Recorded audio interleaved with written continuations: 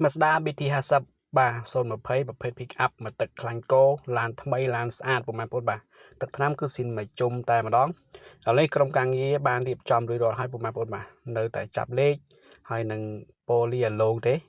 ពុកម៉ែបងប្អូនដែលមានចំណាប់អារម្មណ៍បាទកំពុងស្វែងរកប្រភេទឡានថ្មីឡានស្អាតមកទឹកខ្លាញ់គោដែលមានគុណភាពមានការធានា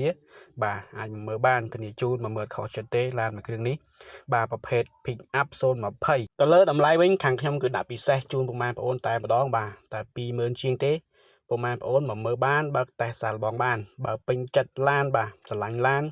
ចាំនិយាយតម្លៃគ្នាហើយតម្លៃបញ្ជាក់ពុកម៉ែបងប្អូនបាទតម្លៃចរចាគ្នាជាក់ស្ដែងអរគុណបងប្អូនសម្រាប់ការទស្សនាវីដេអូខ្ញុំពីដើមដល់ចប់កុំភ្លេចជួយ like ជួយ share វីដេអូខ្ញុំដល់ពុកម៉ែបងប្អូនយើងដែលកំពុងស្វែងរករថយន្តទៅប្រើប្រាស់ដែលមានការធានាត្រឹមត្រូវជាពិសេសបាទលក់តម្លៃពិសេសជូនពុកម៉ែបងប្អូនបាទ